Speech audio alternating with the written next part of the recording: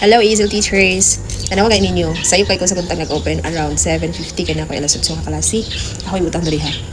So na siya sa fully English though wala ka naka-open sa imong slots as long as naka sa imong teaching area na ay mo pop up dira nga grab opportunities. It means nga kana nga student na hinahanan og teacher ana mismo na time. So kung i-grab nimo siya bisan pag wala naka-open imong slots, pwede kaayo. Muna naka-tsada. Then dapat naka-turn in pud na ang imong kanang accept bookings within 1 to 2 hours ba na siya? Kani. Oo, dapat naka-turn on na siya para nga even close ang imong slots, masudlan gihapon ka or I mean, mag-grab nimo ang mga klase nga nanginahanglan og teacher, ang mga student di ay nga nanginahanglan og teacher bitaw. So mo na nakatsada diri. So while nagaklase ko sa 5-1, ni pop up ta siya pero di na ko siya pwede mag-grab kay naman koy class pikas no. So lisod pud kayo duhaon nato isa natong lawas youths. So mao ra sa mga bag-uhan, maori gyud ninyong bantayan ang grab opportunities diha pud ko nag-start. Imagine ha, na-hire ko sa Puli is October 5. Nag-open kong slots of October 7. Nakakuha ko free trial lesson. Kuan na to around November naman siguro. Then wala gid ko'y bookings ana kay ano, ang recording lang pud ato is 4 o'clock to 5 o'clock kay naka-fix man akong schedule sa kuan sa 5-1. Sa 5-1 baya kay 90 days baya mag-mature ang imuhang mga fixed slots ay pa dahil nimo ma-close. So kay naka-fixed slots pa man ko. So dili ko pwede mag-recording diri sa Puli kay syempre unsa man ako kuno hibi ko mag-book, di ba? So bali pagka-mature sa akong 90 days nga fixed slots to sa 5-1 gipang close nako. Pagka December 16 dayon dito din ko nag-start og recording nako. Pero before December 16 na open na nako to siya mga recording schedule nako. Dito din ko nakadawat na og mga students kay na ako'y nakanta nga free trial lesson duha or tulo na nag-convert into regular classes. May incentive ka na 110 yata o 110.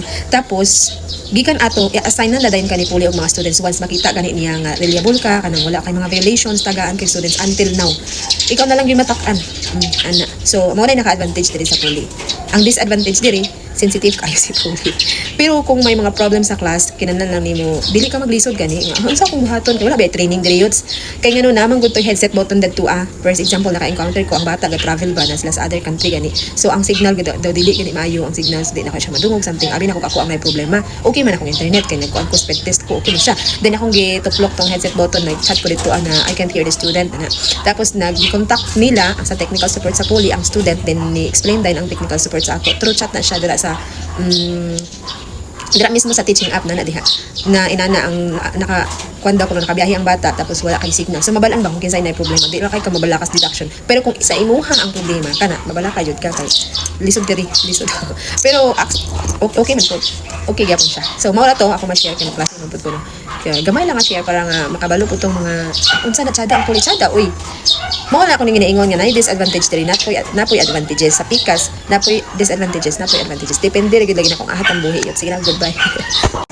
Isa pa ka-advantage diri sa Puli kay pag nag-cancel ang student mga 2 hours, within 2 hours before mag-start ang klase, bayad ka youths. Bayad ka og mga depende sa imong rate. Ako kay 22 ako 22 pesos. May na lang wala pa pud ka na klase.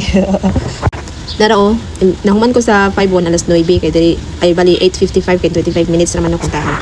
Kani alas 9 nag-cancel siya youths pero di na kay kumabala ka na naisubay akong computer. Kay bayad na siya youths. Bahalag 22 lang nga okay na kay kuha na at least mo ko nahago, di ba? So pwede ko ma-idlip gamay. So mao ra to siya. Kung mag-absent si student almost half example ang rate nimo is 70. So mga 30 oo ang half to. Kung cancel 20 plus depende sa imong rate. Oo ano siya. Bye.